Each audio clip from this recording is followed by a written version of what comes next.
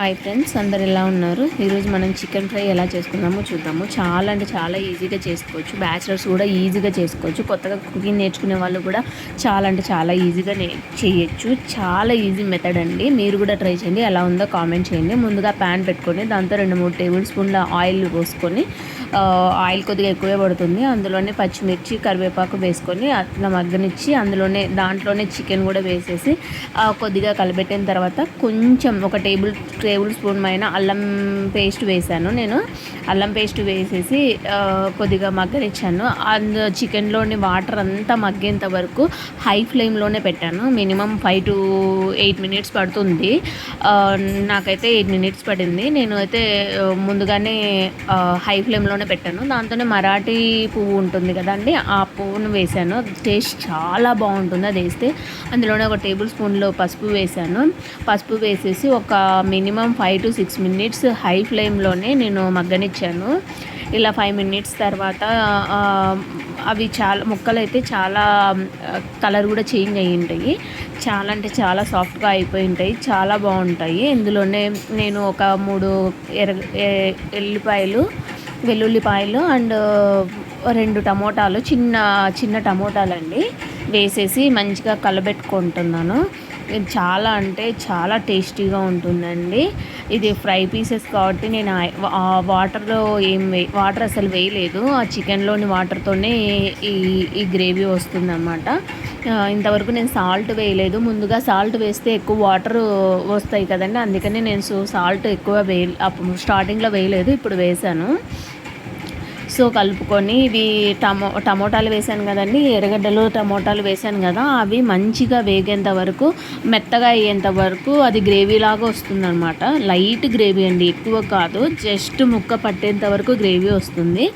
ఇలా కలిపెట్టేసి ఒక 5 to 6 minutes సిమ్లో పెట్టాలి. హై ఫ్లేమ్లో పెడితే మాడిపోతుంది. ఆల్రెడీ ముక్క మగ్గింది కదా, సో మాడిపోతుంది. నేను సిమ్లో 5 to 8 minutes వరకు పెట్టాను. చాలా త్వరగా అయిపోతుంది, ఎక్కువ టైం కూడా తీసుకోదు. ఎందుకంటే ఓన్లీ ఆయిల్లో కదండి, చికెన్ అయినా కానీ త్వరగానే మగ్గుతుంది. అదే నాటుకోడి అయితే కొద్దిగా కష్టం, కానీ బాయిలర్డ్ కాబట్టి త్వరగానే వేగుతుంది. ఇలా ముక్క కూడా చేంజ్ అయింది చూడండి, చాలా చేంజ్ అయింది. ఇందులోనే ఒక టేబుల్ స్పూన్ పైన కారపొడి వేసాను. అందులోనే నేను ధనియాల పొడి కూడా ఒక టేబుల్ స్పూన్ వేసానండి.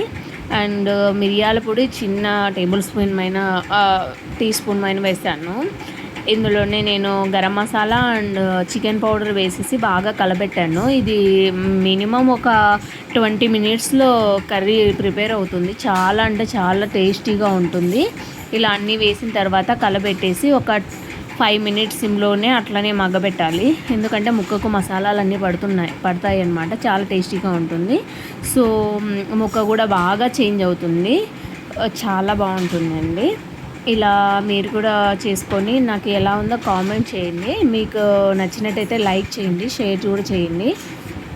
ఇలా ఒక గుప్పెడంత కొత్తిమీరని తీసుకొని వాటిలో వేసేసి కొద్దిసేపు ఒక 5 minutes కలిపేసేయాలి. 2 minutes అండి, జస్ట్ అట్లా కలిపేసి ఆఫ్ చేస్తే సరిపోద్ది. పిల్లలైతే చాలా టేస్టీగా ఉందమ్మా అనేసి తినేశారు. కర్రీలో చపాతీలోకైనా కానీ బాగుంటుంది, రైస్లోకైనా బాగుంటుంది. బిర్యానీ, ఇది ఫ్రై పీస్ బిర్యానీ కూడా ఇలాగే చేస్తారు. సో అది కూడా నేను ఒకసారి పెడతానండి, నేను నా ఛానల్లో పెడతాను. చాలా బాగుంది, ఈజీగా చేసుకోవచ్చు. చికెన్ అంతా వేగింది కదండి, ఈ ఆయిల్ పైకి తేలింది అప్పటికే. సో నేను కొత్తిమీరని వేసి బాగా మగ్గనిచ్చాను కదండి, బాగానే ఉంది.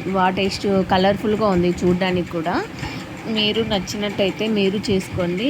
ఈజీ మెథడ్లో కొత్తగా స్టార్ట్ చేసే వాళ్ళు కూడా కుకింగ్ ఈ వీడియో చూసి ఈజీగా చేసుకోవచ్చు అనమాట. చాలా అంటే చాలా ఈజీగా. సో నేను వేడివేడి అన్నంలో సర్వ్ చేసుకుంటున్నాను. చాలా టేస్టీగా ఉంది. నేను గ్రేవీ ఎక్కువ వేసుకున్నాను, ముక్కలు ఎక్కువ వేసుకోలేదు. సో నాకు చాలా అంటే చాలా బాగుంది. మీరు ట్రై చేయండి, ఎలా ఉందో నాకు కామెంట్ చేయండి. మీకు నచ్చినట్టయితే లైక్ చేయండి, షేర్ చేయండి. మీకు ఎలా వచ్చిందో కామెంట్ చేయండి. Please subscribe my channel. Thanks for watching my channel. Please subscribe.